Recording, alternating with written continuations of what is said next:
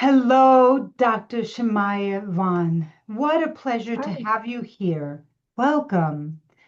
I'm so thank you. glad that you are here with us at the 2026 Women of Color Leaders Symposium. I'm excited about your message, so needed, particularly at this time in our lives, in our world. So, ladies, you're in for an amazing treat. I encourage and invite you to just lean back, enjoy, get your glass of water, whatever you need to be comfortable, and just take in the message. You will hear from Dr. Shemaya all about how to reach her, and we will send those to you, those contacts to you as well. So for now, just take a deep breath, drop into your seat, and enjoy.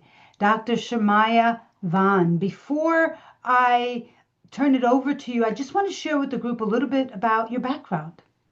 Okay. So, Dr. Shemaya Vaughn is a licensed professional counselor in Missouri and licensed clinical counselor in California with a doctorate in rehabilitation counseling or counseling education from the Michigan State University.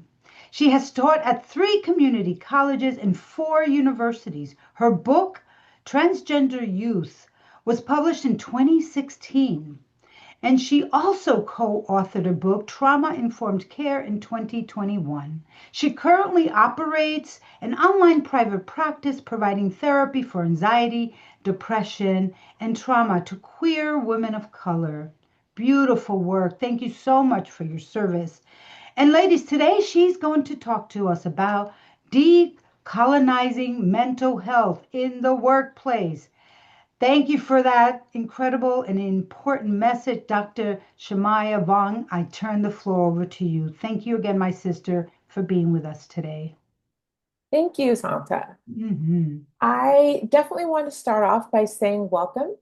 I do want to talk about decolonizing mental health in the workplace because of everything that's happening locally, nationally, and then globally.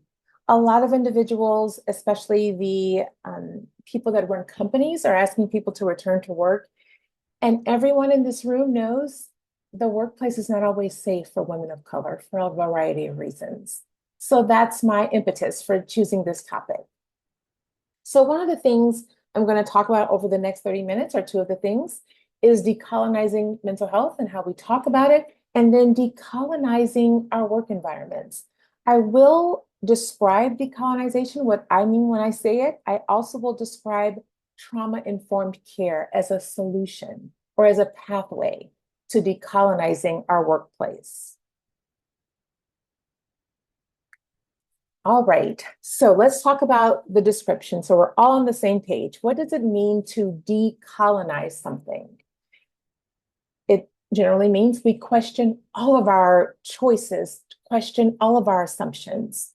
We want to make sure that our thoughts are our own thoughts, our emotions are our own emotions, right? We're deconstructing what the patriarchy, what capitalism, and what white supremacy has told us. So when we decolonize ourselves, that means why do we treat others the way we do? We want to question that.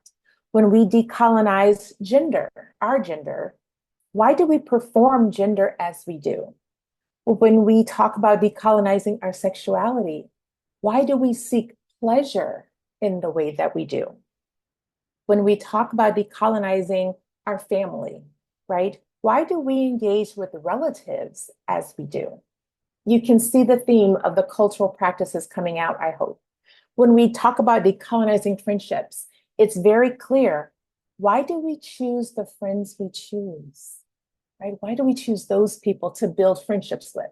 We can't choose our family, but we can choose our friends. So why do we choose those people to connect with? When we decolonize the workplace, which is the topic of today, why do we accept job offers as we do? What is pulling us to a certain career? What is pulling us to accept a job offer from a company? And then finally, when we talk about decolonizing community, why do we decide which community members we prefer to engage with, which community members we decide to help or avoid? All of this is part of the decolonizing process.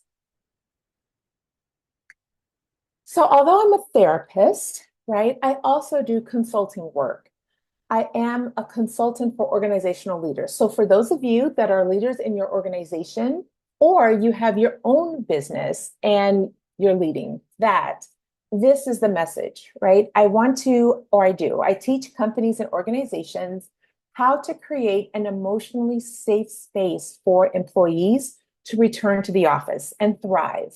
A lot of companies and law firms and organizations are saying, oh, you have to come back to the office, 3 days a week, 4 days a week, sometimes 5 days a week. Women of color are so safe and comfortable in their own home when they are engaging in online work that when they have to come back into the office, now it's time for politics. So how do we help employees of color come back after the pandemic, right? You've been cloistered, you've been in a silo. How do you help people prepare to come back to an office after a vacation, right? So if I go on a vacation, I'm having a good time, I'm at the beach, I'm at the pool, the last thing I want to do is come back to 240 emails that all say urgent. So how do we help people with that? How do we help people come back after a weekend? Working 5 days a week, the traditional work schedule, and then having consecutive days off, there's a reason they call it the Sunday scaries, right? Because that Sunday, the anchor drops, and it's like, oh, now I have to put on my face starting Monday morning. How do we help people do that? And then finally, after medical leave. So some companies have paid or unpaid medical leave, but anytime you take off work because you're taking care of your health or your mental health, your physical health or your mental health, when you come back, you need a moment. You need a moment, right? And so we want people to return after the pandemic, after a vacation, after medical leave, after a weekend, feeling emotionally safe to enter the office space. When I talk about decolonizing the work environment, when I'm teaching people, I teach them how to decolonize their workplace with trauma-informed care approaches. I'm not expecting any leader to be a mental health professional. I want to be clear about that, right? But what do I mean when I say trauma-informed care? So let's start with a brief description about trauma.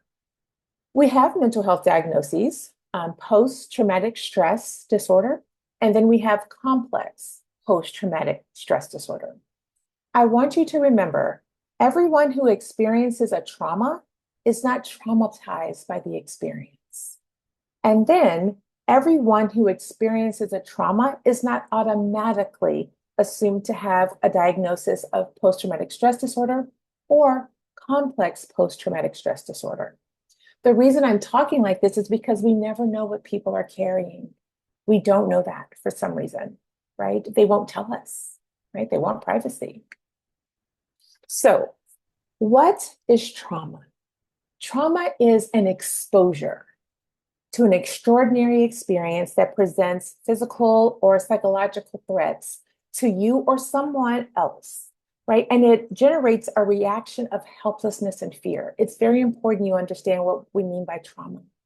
Extraordinary experience, there's a threat, and then you feel helpless and fearful.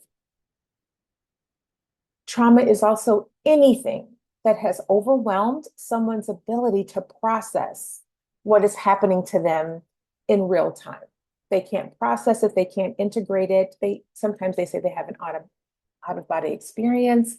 That's traumatic, right? So then what do I mean when I say trauma-informed care?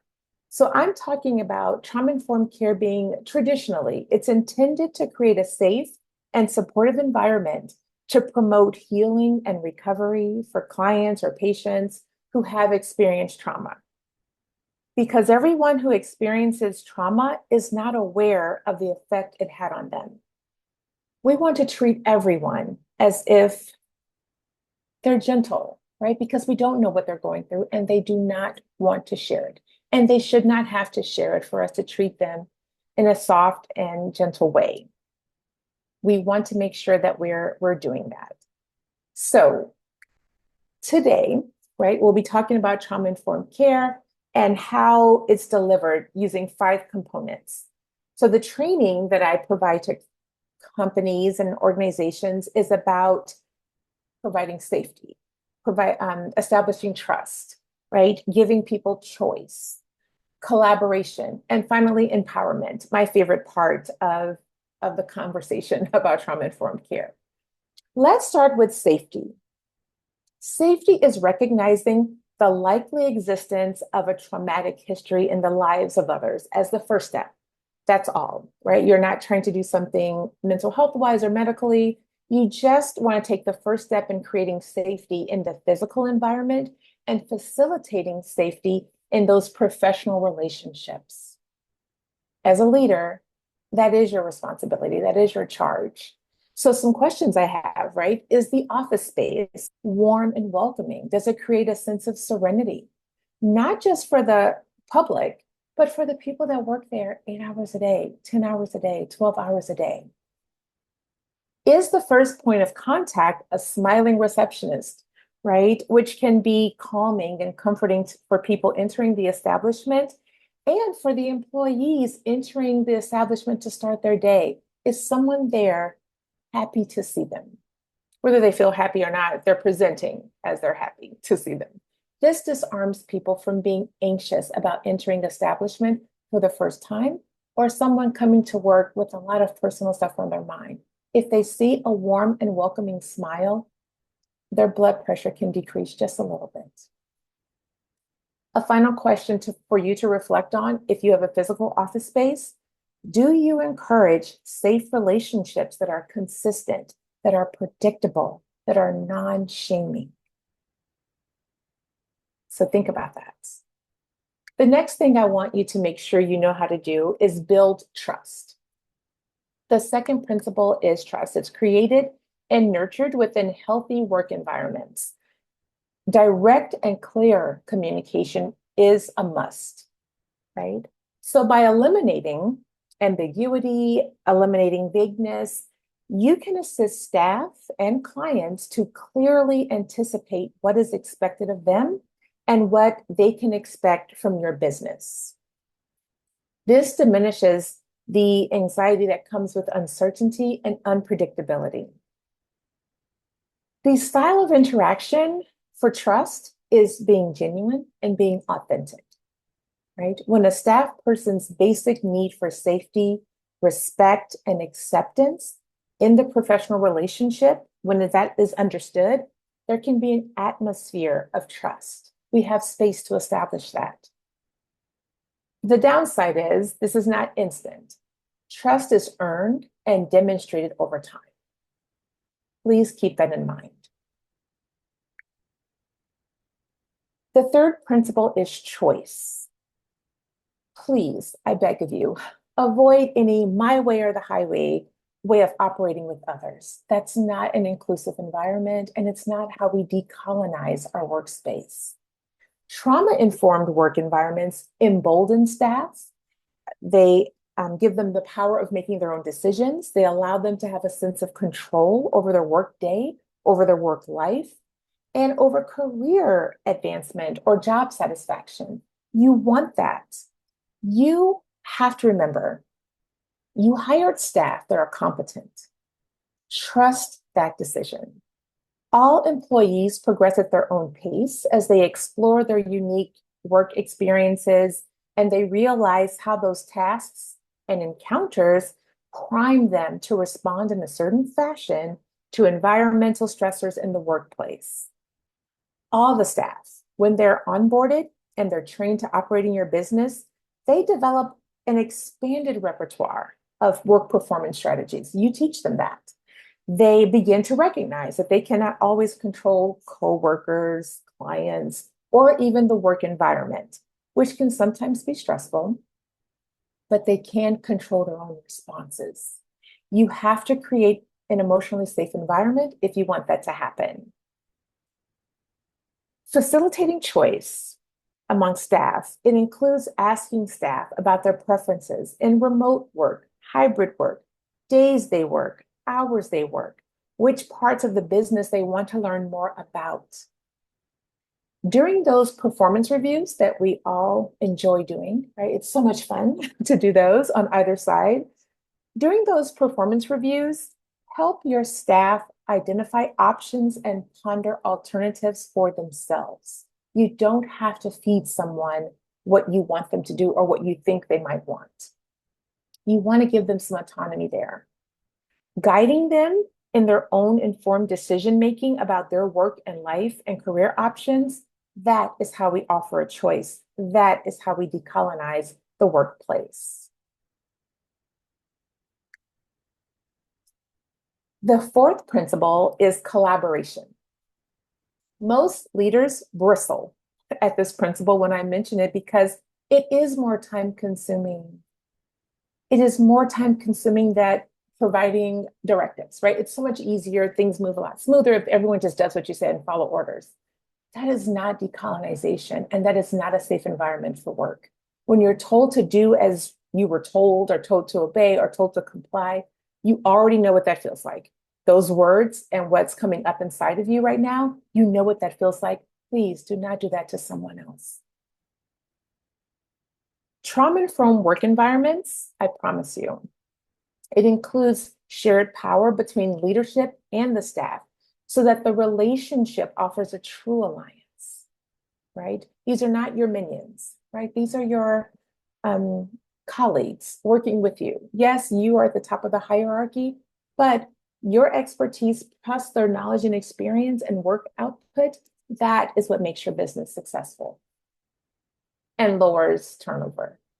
Because some employees may have been betrayed by a previous employer or caregivers, even if they're talking about their personal lives, who are supposed to protect and care for them, the professional relationship can have the potential for re-traumatization when reminders of an erratic nature of past authority figures are activated. Again, compliance, obedience, getting in trouble, those kinds of things.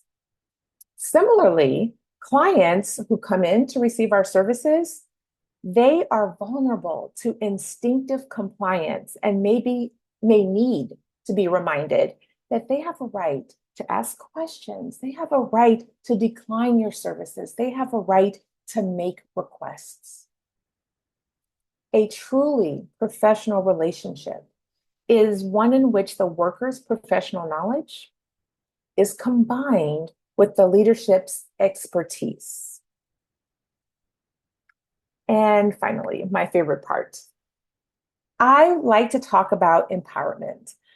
This helps employees be excited about starting the workday and performing whatever tasks lay before them. Not every day is like this for us, right? But we know those days when we feel like we're on fire. We're excited about what's on the agenda for the day, and we're excited to get started and work with the people that we're working with. While you can't bat 1,000, I think that's the reference, but you can't have a perfect day like this 5 days a week. But if you just have one or a couple of hours a week, that's good enough to keep people inspired to move on. True empowerment occurs when leadership uses a strengths-based approach that reframes problems to focus on solutions, right? We're not just going to complain. I know I was taught if you go into leadership to make a complaint about something, you better take in some solutions, right? You just don't go in to vent and complain about something. Offer some ideas. They may not accept them or take them, but you don't want to come in just laying problems at someone's feet. That is not good for empowerment. But we also don't want to do that to the staff. So when an employee is upset, I'll give you a hint. They start talking really fast. You can tell when someone is near tears when they're talking. Do not try to engage with them in a conversation. They're just not there yet. Encourage them to take a break and collect themselves. That may mean maybe they go outside for a smoke break, or maybe they take a couple deep breaths and they restart the conversation. When they re-enter the conversation with you, focus on validating their emotions first. Upon their return, validate those emotions. You don't have to agree with the emotions. You don't have to like the emotions. Just validate that they have a right to feel that way. And then, as the leader, focus on solving the problem. You are not a therapist. You do not need to go into all their emotions with them. Let's go to problem solving. We validated the emotion. Let's go to problem solving, right? People who have experienced trauma, they may have a profound sense of powerlessness when a choice or predictability are absent from their workday. When you tell someone, oh, we're doing this change because I said so, all right, because corporate wants us to. Whatever the reason is, that is so invalidating. That is a colonizer mindset to tell someone to do as told. You have to provide more information for individuals to get them on board, to empower them to actually carry out the things you want the company to do. Another thing that leaders do that make the workplace extremely uncomfortable and combative, instead of asking, what did you do? Right? You want to ask, what happened? What happened here? One question is blaming and looking for fault. And one question seeks to understand. If you are a leader of an organization, I want you to first seek to understand. That is how we decolonize our workplace. I promise you, companies can care and profit and thrive at the same time. We don't have to step on anyone's back or necks just to succeed in this world. We don't. Capitalism tells us that, and capitalism is a liar. I will say that. I understand that capitalism demands exploitation. We do not have to participate in capitalism in that way. We must recognize that trauma has a negative impact on people, on families, on groups of people, right? Organizations, the local communities. And this means that these different people will approach problem solving differently based on their knowledge and lived experience. You do not need to be a mental health professional. I know some of us are in the room, but you do not need to have our background to detect trauma, signs, and symptoms. But you must consider trauma as a factor when someone is acting out of character. And you know what I mean by out of character. Like, they're usually like this. Why are they acting this way? This is not the time to bring down the hammer or do punishment. I'm thinking of these colonizing ways of observing the workplace. We don't need to come from that approach. I want you to consider integrating trauma-informed care into your office policies, into your programs that you offer, and any daily practices that you have the staff going through. A good reflection question for you leaders is there something you are doing that is causing or may cause emotional harm? It is worth it for humanity for you to pause and reflect on that question. Because you must be careful with your words to avoid re-traumatizing others. Okay, that's a mouthful, right? That's a lot. So let's move on to concluding things. I want you to be able to contact me if you want to discuss how your team can benefit from my services. I have my email address on the screen. You can contact my office and my assistant can relay any information, especially if you need to leave a voicemail. If you don't like leaving voicemails, if you don't like talking to people, I am so okay with that. We can decolonize that requirement right here by just texting me at the number on the screen, right? You can text me, say what team you're with or what company you work for and what you would like to discuss. We can also talk about my consulting services. You can click and read more about it. That website is also on the screen. You can use that. One of the things I am excited to announce, so we were talking about what to offer for free. Like, can we offer something for free? And I'm thinking, how can I offer this for free? Right? But because you attended this 3-day symposium, you will receive a free coaching session individually if you want to learn how to decolonize your own workspace or decenter work. Or if you are a leader of a company or organization, you get a free trauma-informed consulting assessment for your company. And then we can talk about moving on from there, right? But the consultation, that assessment, the needs assessment for your company, that would be free. So, folks, I hope you got a lot of nuggets. Here are some of the things that I got. Starting with decolonizing ourselves. Wow, is that a powerful message, right? Because we've been conditioned and we're not aware. We have blind spots. The other thing that was really touched me is there some way that you unintentionally, I'm going to say our audience unintentionally, are causing emotional harm? And what I got is causing emotional harm to others, but I want to add, or maybe yourself. Maybe yourself, right? And then finally, let's invalidate those colonizers. Let's know that when we invalidate others, right? When we invalidate others' needs, their way of being, where they've been, their nervous system set up, right? We are joining those colonizers. And so, decolonizing your workspace and the last thing I am so excited about is let's decolonize. Let's decolonize our relationships with our family, friends, communities, right? And that's how we that's the work, right? That's where it all, but it can start just checking out your business. Talked with Dr. Shamaya about what is happening in your small business, in the organizations you lead. Ladies, I hope that you got as much out of this as I did, and know that this will all be available to you, including contact information for Dr. Shemaya Vaughn. Thank you so much for sharing with us.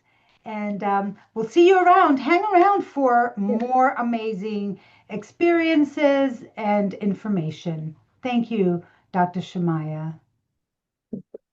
Thank you.